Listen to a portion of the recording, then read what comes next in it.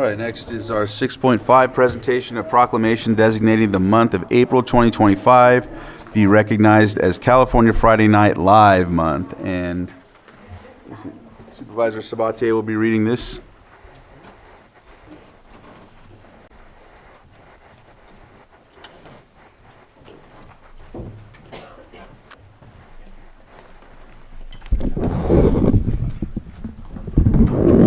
I want to thank Mr. Aquino for engaging with our youth to talk about these important topics, give them the opportunity to have leadership experience and to potentially make changes for not only themselves but for their peers as well. We talked about peer pressure a little bit earlier in the previous proclamation. I apologize. I think peer pressure is probably worse than it's ever been. You don't even have to go to school to engage in peer pressure. You just have to be a part of social media. And that is a new construct that impacts your lives like nothing that I think we've ever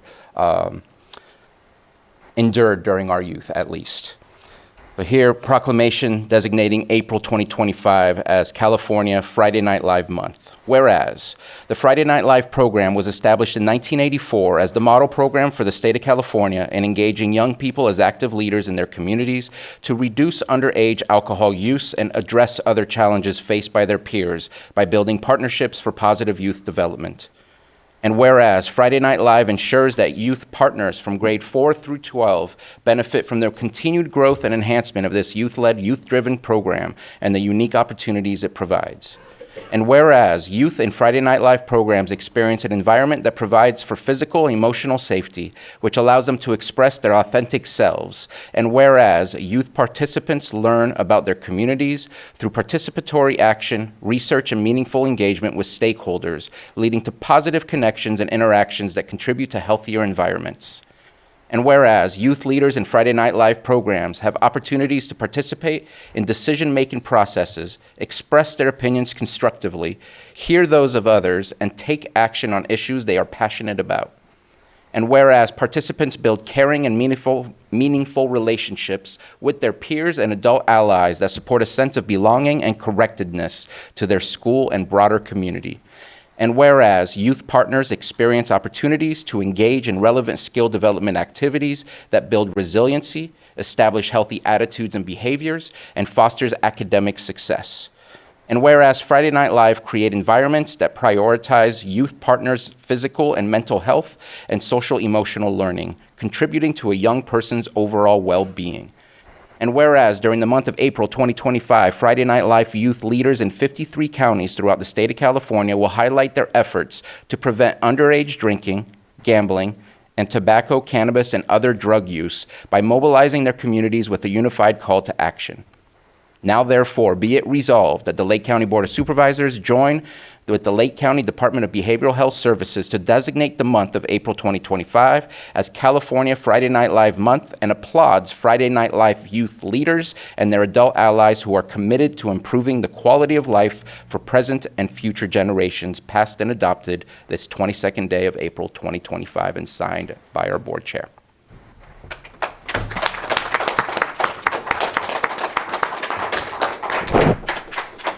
Am I introducing my daughter to speak next? Yeah, she'll talk a little bit about what we did, and then I'll come up. And I needed to embarrass her at least just a little bit. Sophie Sabatier. Okay, thank you for introducing me. I'm Sophie Sabatier. I'm a member of the Friday Night Live Club. And this past year, we did a project for Spread the Word. Spread the Word is a community-based project to reduce underage drinking by informing people about the consequences of supplying alcohol to minors. As part of the project, members of the Friday Night Live place labels or hangers on alcohol beverages, containers in the store to remind customers that it is illegal to provide alcohol to anyone under the age of 21. And also, last week, we were at an event where we got people to sign pledges promising to not supply alcohol to any minors, their kids, any children. And that's what we've done so far. Oh, we got 100 pledges. Does anybody want to talk about the store visit? No? Okay. Richard Okino again here. So I have the privilege to, thank you, board, for allowing us to be here in such a timely manner. It was the last minute. We really, truly appreciate it, to give these kids an opportunity to be unshy and speak here in front of the whole county on Zoom. They didn't know that, but I'm letting them know now. So part of this club is to get them to advocate for change, become leaders. And that's not going to be for everybody. Everybody's not going to be a Bruno Sabatier and becomes the board of supervisors, right? But I think this opportunity for them to be shown what they're doing, at times they slack off, they're kids, right? It was really, really hard to get them all to get this signed signature, to get this permission slip, believe me. Multiple times we tried this, but when it's time for them to show up, they have shown up, right? And that is really what matters. We meet weekly at the school. We've been blessed to be able to come in and find 2 rooms where we can meet because they have 2 different lunches. And the overarching goal for Friday Night Live is basically just have a safe space for kids to grow and cultivate opportunities to learn things when it comes to substance use prevention, specifically alcohol. We got, as everybody understands, grants, and you're supposed to meet grant deliverables, and that is why I want to give a shout out to the youth, because they wait till the last day of the month, but they've met all the deliverables so far, and I am very, very proud of them. Because, like we've said, saying no to a normalization of tobacco, alcohol use, and being a club that is specifically for substance use prevention is it's not normal, right? That's not normal in our community, and so it is normal. It's 53 other counties they have this club, and so I really want to give a shout out to them for showing up, being brave to come out here and be vulnerable and be on the stage. And then thank you, Sophie, for speaking. So the Not on My Pledge Watch, right? We partnered with Foods Etc. I want to give a shout out to Foods Etc. Clear Lake. They always show out for Lake County youth, Clear Lake youth specifically because it's in Clear Lake, but I'm sure they would support other people if they could. That's just the type of people they are. And they allowed us to come in and do this, right? And so we came in and we put over 200 door hangers, 200 stickers reminding consumers that it is against the law to supply alcohol to minors, right? Because a large portion of people are getting their alcohol from just shoulder tap people, right? And so we were granted by the Office of Traffic Safety a grant to do this, and so we did it with Foods Etc. We also partnered with Clear Lake Grocery Outlet. We're going to be doing that visit sometime in June. So I implore everybody to support local community businesses such as them, as they are really, really opened up their doors and allowed us to come and just basically hijack their alcohol section for about 35 to 45 minutes. And while we put them on there, we're going to make a video, and we'll tag Lake County Behavioral Health Services in it, and hopefully people will go and re-watch the video and give them support, right? Because all those likes and shares matter, and we really appreciate it. The other thing I want to say is that we are trying to break the record for 100 pledges. We will be at the Child Advocacy Walk. Some of these students will be there on Saturday, this Saturday in Austin Park. So I implore community members in Clear Lake to come out and ask about the parent pledges. We would very much appreciate it. One last thing, I want to thank Amber and Elise for allowing me to love my job so greatly. I couldn't have asked for a better place to be at. Lake County Behavioral Health Services is definitely community-driven, client-centered, and we just want to help people, right? And so I want everybody to understand that the people that I work with, the people that are working with the Lake County Behavioral Health Services, they truly care about the community, and we do this because we want to see sustainable change. And if that wasn't the case, we would get successful and leave, right? And that's usually how low-income communities don't ever change, right? You got homegrown people that get degrees, go off to college, come back and visit, and then leave, right? And then they take their degree, and then they go make their life somewhere else. And so one thing I can say is that we're trying to change that here, and I'm going to be one of those people that does that. As I'm going to get the highest degree as I possibly can, and I'm going to stay in this community, and I'm going to try to make sustainable change for the youth. I have a house here, and I'm trying to be a role model for my kids, and for all of those kids that I have actually get to converse with on a daily basis. I would not change my job for anything in the world. I have a question. Wait. What's the record? What's the record you're trying to break? What record? Oh, so we had 105 parent pledges. Okay. We posted on social media that we were trying to get 200 before both of them because it's a 2-day event. So yeah, hopefully we get at least 150. That would be cool because we have more exposure now. Great.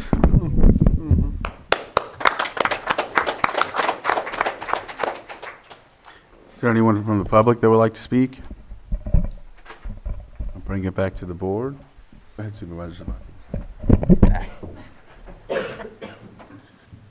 So not everybody gets to grow up to be a Richard Okino, but are there plans for expanding this program to other school districts or other high schools? I'm grateful that you get to do it at Canocti Unified and get to impact not only my daughter, but I'm going to embarrass her as well, your daughter as well. But just, are there plans to expand? Yes, actually, that's one thing that was on my list of things. Maybe I ought to start bringing an actual list and stop just speaking off the cuff.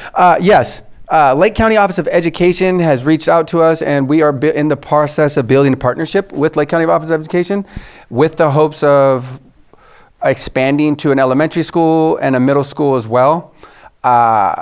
As time goes by, our ultimate goal is to be in every single school district from elementary to high school. There's even opportunities in colleges. This club has been around, this organization has been around for 40 years. And so there's ideally, you can go from 4th grade all the way to be 24, 25 and be involved with Friday Night Live. And so it is definitely, it's not gonna, that doesn't happen for everybody, obviously, right? But there is that opportunity. And the other great thing about it is, just so everybody knows, is like, recommendation letters, right? Like you're gonna go off to college, some kids are, and so getting recommendation letters from these people who they're across the United States now, and they're senators, they're people that have went through the Friday Night Live Club that are now major people that are doing, driving their communities for change, right? And so that is the whole part of Friday Night Club is making little kids into leaders and becoming adults who change the world, right? Sustainable change. So I do want to give a shout out to LCOE. They allowed us to get these kids here today.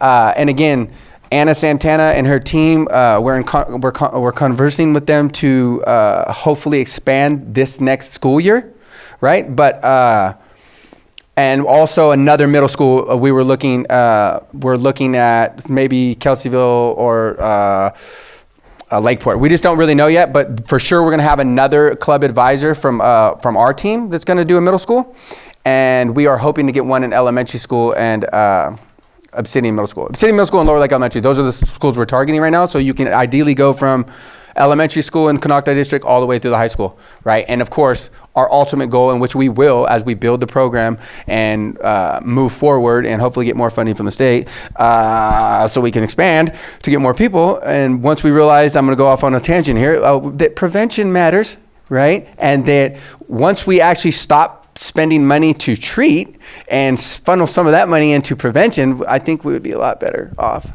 But Amber has something to say here. I just wanted to add a little bit more information, but thank you, Richie. The overall goal is that these young people do such an amazing job at prevention that there is no longer a need for substance abuse counselors anymore, right? Get rid of treatment. We don't want to treat anymore. We want to prevent. But I just wanted to highlight what Richie said. The funding that we get from the state for this program is barely enough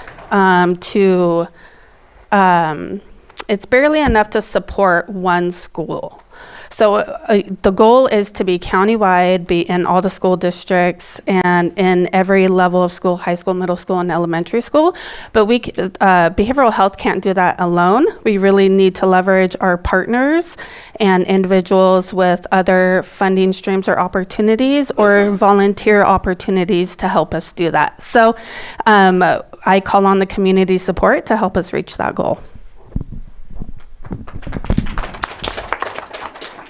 Yes, come on up. Hi, my name is Jack Smalley. I'm the chief building official for the county.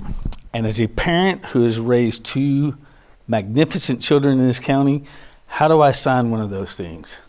Oh, the prayer and pledges? Yeah. This weekend, we're going to be at the Child Advocacy Walk. Okay, I'll be there. At Lake, In Clear Lake, in Austin Clear Lake. Park. Yep. They will have their own booth there. They will be accompanied by another gentleman by the name of Daniel Russell. I won't be there because I will be out of town. But some of these kids will be there for sure. Okay, good. I'll be there. They're going to have pizza, so they're coming for sure. Yep, I'll be there. Hey, it's a great thing that you guys are all doing. I'm sure I'm not the only one in the community that agrees that keep up the good work. Look for the FNL booth. I will. I go to them things all the time. So. All right, you guys have a good day. Thank All you. right. All right. With that, I'll say something. go ahead. Yeah, it's a great program. It's been around 40 years, like you said, and I remember after a really tragic collision in Middletown in the 80s, the program was brought to Middletown. Probably Supervisor Owen remembers that too. And I remember going to those rallies and fun Friday night events, and just that was the first time that I really started to see that there are the shift in culture change, because at that time it was a deep alcohol culture for high school kids. And so I think there's been a lot of progress over the decades, and I just love seeing the new kids come up every year and stepping into these leadership roles. You're doing a good job, Sophie. So thanks for coming today. I know you're missing some class, but I hope that this was worth it, and we really appreciate you. And I unfortunately can't be out there Saturday, but I would like to sign your pledge if I can figure out how. Email us in Bruno. Okay? All right. It looks like, did you, oh, I'm sorry. I didn't see his pen and I just see yours. I just want to thank Behavioral Health for their work and also the commitment of all the kids involved. And I do look forward to seeing the expansion into other schools and districts throughout the county. I think that's very important, and hopefully that will start happening. Thank you. I want to say that I'm really proud of you kids. This is really cool. And you know, the cool thing is seeing the peer pressure when I was in high school, and as Supervisor Spatia said, it is much harder today than it was when I was growing up because you've got the social media. But what was really cool, I share an experience, is I was one that was too hard-headed to jump on board and do the substance and the alcohol. Later on, when I graduated from high school, I had some of the kids that were really partiers come up to me and tell me how much they respected me. So just remember, respect is something you cannot buy. Have respect for yourself, and don't be afraid to have the courage to say no. It's really important, and you will be so proud of yourself later because you had the courage. Thank you. Thank you so much for being here today.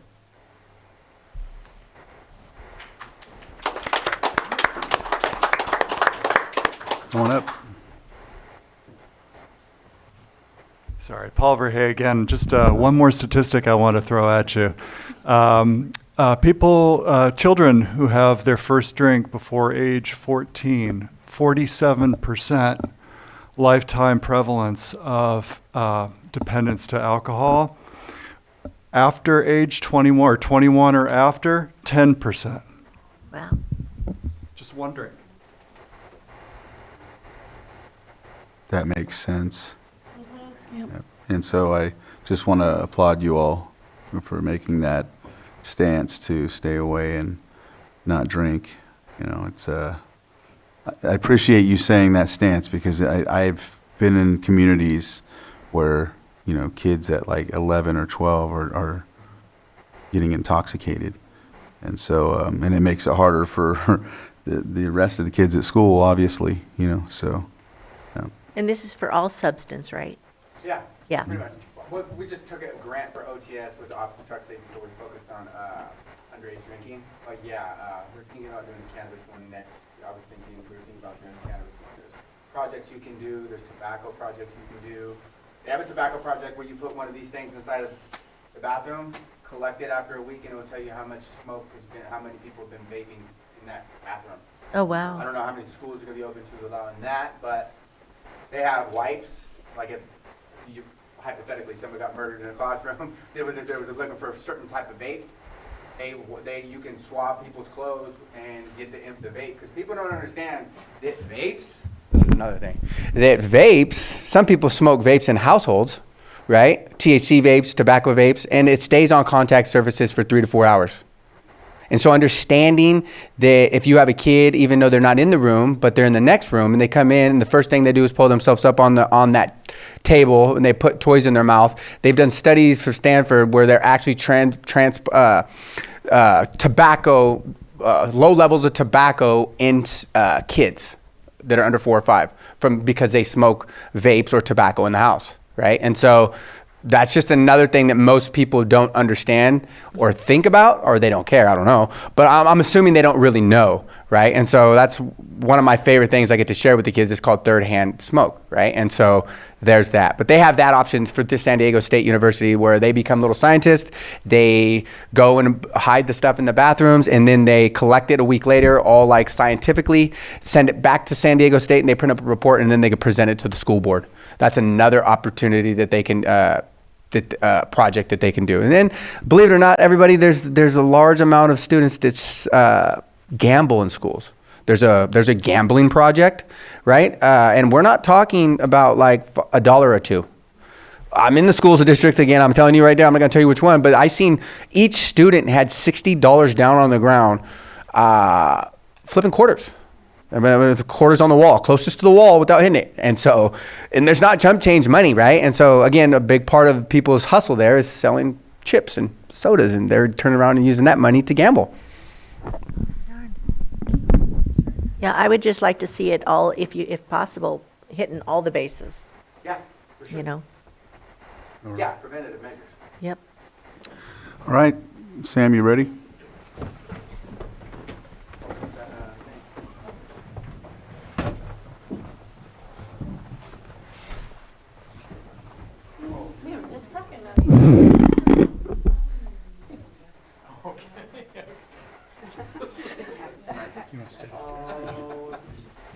Yeah, let me come down here with the Yeah, kids. that would be great. Why don't you come down and then, yeah, perfect.